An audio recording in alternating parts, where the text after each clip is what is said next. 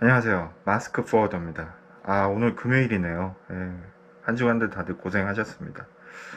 오늘도 역시나 뭐 태워 죽일 것 같은 그런 날씨였죠. 너무 더워가지고 컨디션도 안 좋더라고요. 더우니까. 뭐 저도 이제 30대 때는 몰랐는데 제가 이제 40대 중반인데 40대니까 확실히 몸도 무겁고 뭐 일단은 살쪄서 그런 것도 있죠. 근데 너무 더워서 요즘 힘들더라고요. 그건 그렇고 일단 저희 회사 같은 경우 공식적으로 오늘 그 CN에어 최근에 이제 전자상거래 업체가 그 먹튀죠. 그러니까 중국에서 바이어는 따로 있는데 중간거래상 같은 이제 핸들러가 중간에 있고 걔네들이 이제 여기 한국 콘솔사들이나 포워딩 업체를 써가지고 미술을 많이 깐 다음에 뭐 기본적으로 다 억단입니다. 안 줘가지고 지금 날른 거죠. 그리고 아시겠지만 법인 같은 경우는 파산 신고하면은 대표는 그대로 자기 옆에 있는데도 뭐라고 돈도 못 받아요. 지금 그런 상황이라서 지금 많이 물린 데는 뭐 10억, 20억 단위라고도 들었어요. 그리고 뭐 작게 미수는 1, 2억 단위도 있지만 지금 그렇게 해서 되게 여러 군데가 지금 전자상거래 업체가 부도 처리돼가지고 미수금을 못 받는 그런 상황이라고 합니다. 그래서 저희 회사도 오늘 공식적으로 이제 주의해달라고 지금 전체 직원한테 공지가 나갔는데 기본적으로 CN에어에 대해서 먼저 말씀드리면 간단해요. CN에어 바다랑 항공, 해상항공. 그러니까 해상으로 중국 통해서 온 다음에 다른 제3국으로 인천공항이나 뭐 그런 데 통해서 이제 항공으로 나가는 거죠. 두 개가 플러스 되는 거죠. 아니면 뭐 반대로 수입돼 들어와 가지고 중국으로 가거나 뭐 그렇게 될 수도 있는 거고 이제 위해 통해 가지고 해상 회리로 많이 들어오죠. 뭐 요즘 전자상거래 하면은 뭐 알리익스프레스 등가 엄청나게 많잖아요. 한번 저도 사진 많이 이용합니다. 싸니까. 그래서 그런 물건들이 워낙 많이 늘어나가지고 지금 뭐 회리라던가 이런 서비스로 워낙 많이 들어오죠. 워낙 예전부터 흔했고 요즘 더 많이 늘어난 그런 서비스인데 특히 전자상거래 같은 경우는 요즘 뭐 대세죠. 그러다 보니까 뭐 절반 이상 화물에 뭐 심지어 어떤 사람은 6, 70% 이상이라고 말씀하시더라고. 안 할 수가 없는 거죠. 그러다 보니까 급한에 다 끼고 그 일을 하다 보니까 당연히 전자상거래 업체들한테 미수를 깔 수밖에 없고 또 이게 저희 업계 특성상 포원의 업체들이 경쟁이 치열하잖아요. 그러다 보니까 화주들도 그걸 알아요. 화주사들도 알기 때문에 미술을 더 많이 깔아주는 업체를 좋아할 수밖에 없고 악순환인 거죠. 그러니까 서로 더 깔아주고 뭐 관부가세는 모르겠어요. 관부가세 대낮까지 해줄 수도 있지만 여러 가지 그런 우리한테 불리한 조건까지 계속 이제 화주한테 편의를 해주면서 편의를 제공해주면서 그렇게 미수가 오래 되다가 이제 터진 걸로 보이는데 뭐 일단 이 사건이 이 사건이고 제가 뭐 이 사건에 관계된 회사에 있는 사람도 아니고 함부로 말은 못하지만 이런 현상을 보면서 그 이면에 대한 거로 오늘 한번 얘기해 볼까 해요. 뭐 금요일이라 얘기할까 금요일날 이런 심각한 얘기할까 뭐 좀 고민을 했는데 이런 재미없는 얘기는 빨리 영상을 빨리 찍고 그냥 넘겨야 될 것 같아서 일단 오늘 찍기로 한 거고요. 일단은 이런 일이 터진 가장 큰 이유는 어떤 포워딩 업계에 어떤 구조적인 문제가 있습니다. 일단은 미술을 깔아줘야 되는 그런 거죠. 실제 저 같은 경우는 제 개인적인 예로는 저희 회사 같은 경우 이제 영업사원 권한을 상당히 많이 존중을 해주시거든요. 회사 차원에서 뭐 사장님이나 경영진이 영업사원 그런 의견이나 그런 거 굉장히 많이 들어주는 회사예요. 그러다 보니까 저 같은 경우는 그냥 아예 처음부터 그냥 못 믿겠는 업체는 돈 먼저 달라고 그래요. 돈 먼저 주시면 BL 주는 식으로 거래를 하거든요. 그러니까 어떤 분은 그러세요. 야, 너 그렇게 영업 어떻게 하면 어떡하냐 그러는데 사실 저도 영업 처음 시작할 때는 못했어요. 그렇게 당연히. 내가 아쉬우니까.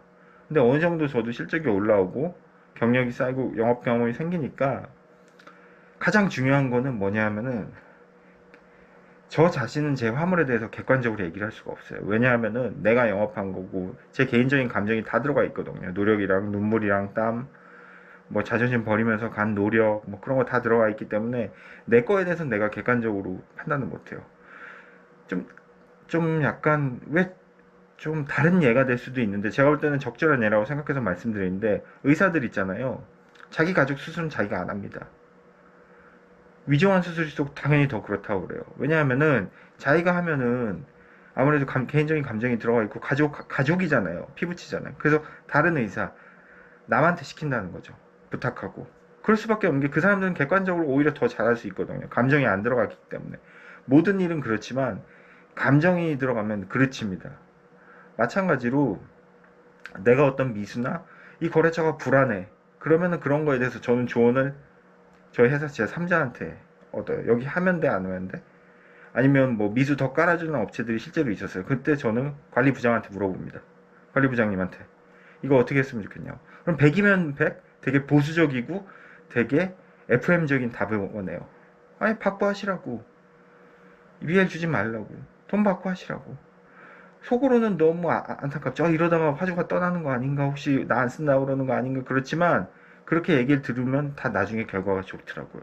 무슨 얘기냐면은 이 미수라는 거는 당연히 뭐 정상적인 업체고 돈 잘 주는 업체인데 나 미수 못 줘요 그렇게 하라는 얘기가 아니에요. 이런 업체들은 당연히 미수 주고 크레딧을 주고 여진을 줘야 되지만 딱 봐도 누가 봐도 불안한 업체는 불안하거든요. 그러니까 무조건 크레딧 주면 안 돼요. 돈 먼저 받고 해야 돼요. 설령 그 업체가 그래요? 우리 딴 데는 미수 이만큼 깔아주는데 거기가 쓸게요. 그렇게 한다 그렇게 얘기하고 떠난지언정 근데 정상적인 업체라면 그렇게 떠나지도 않습니다. 먼저 주더라고요. 그리고 물론 페이먼트 텀이나 어떤 자기네들 어떤 뭐 금전적인 부분이나 그런 것들이 안정적이긴 한데 어쩔 수 없이 회사 규칙상 두세 달 후에 줘야 되는 업체들이 있어요. 그런 데가 당연히 미수를 깔아줘야죠. 예. 결제 조건은 당연히 두세 달 후에로 밀어줘야 되지만 제가 여기서 말씀드린 거는 굉장히 불안한 업체들.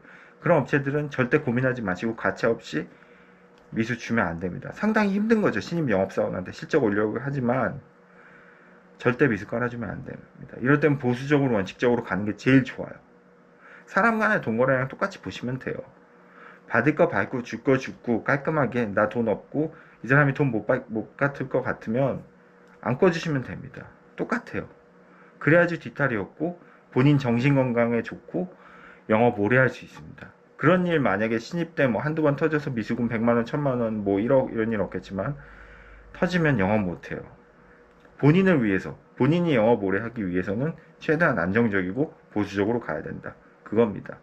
그래서 그런 이면이 있어요. 그래서 이것도 터진 거고, 왜냐면 요즘 전자상거래 안 하면 대세잖아요. 전자상거래 안 하면 매출이 없어. 그러니까 당연히 항공 콘솔사나 이런 포딩 업체에서는 해야 돼요.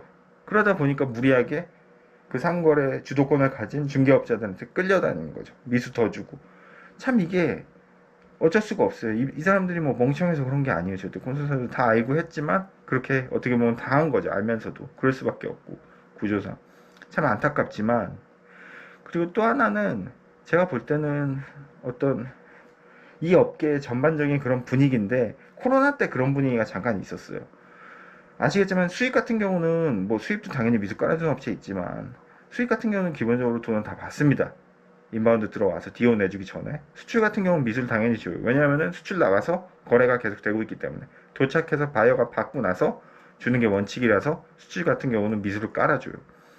근데 코로나 때 잠깐 운임이 워낙 높다 보니까 요런 게 조금 선불에 대한 어떤 분위기가 생겼어요. 그래서 BL 주기 전에 왜냐면 운임이 워낙 오르니까 뭐 뉴욕 롱비치 뭐 뉴욕이나 롱비치 이런 운임이 뭐 옛날처럼 몇천 불대가 아니라 뭐 만 불이 넘고 막 그러니까 회사 입장에서도 부담스러우니까 선불을 요청했어요. 그래서 또 주는 분위기도 있었고 그때는 워낙 스페이스도 없고 하니까 그런 분위기가 조금 있다가 코로나 끝나고 좀 잦아드는 게 있어요. 근데 아까도 말씀드렸듯이 저 같은 경우는 뭐 거래처마다 조금 다르지만 요청을 드려요. 그냥 요청을 해요. 먼저 달라고. 그냥 회사 원칙이라고. 마찬가지로 이런 분위기가 아직은 포딩에 정착을 못한 것 같아요. 물론 큰 업체, 뭐 컨테이너가 뭐 수십 단가가 한 달에 그런 데는 매번 결제하기 힘들잖아요. 그러니까 월말이든 한두 달 후든 정리해서 결제하는 게 맞죠. 근데 건수가 적거나 아니면 뭐 그때그때 정산하는 게 더 서로 편한 경우에는 그렇게 정산하는 게 맞아요. 빨리빨리 그때그때 선불로 주거나 물건 살 때처럼 돈 먼저 주고 받고 아직은 그런 어떤 문화라고 그래야 될까요? 문화라던가 아니면 어떤 페이먼트 그런 문화가 아직은 좀 정착이 덜 된 것 같아요. 그런 게 좀 없으니까 좀 요런 문제가 터지지 않나. 좀 그런 생각도 들고요. 물론 건수가 많으니까 그런 걸 수도 있어요. 그런 것 같습니다. 그래서 오늘은 사실 뭐 CNA 사고 터진 거에 대해서 얘기를 했는데, 어떤 포딩 문화, 이런 뭐 페이먼트 문화까지 얘기를 했는데, 기본적으로 요즘 워낙 이런 사기가 많아요. 세상에 뭐 경기도 안 좋고 뭐 워낙 어지럽다 보니까, 심지어는 파트너 같은 경우는, 외국 파트너 같은 경우도 굉장히 조심해야 되거든요. 왜냐하면 외국 파트너는 더 심한 게, 잘 거래하다가 어느 순간 돈 안 주면 끝이에요.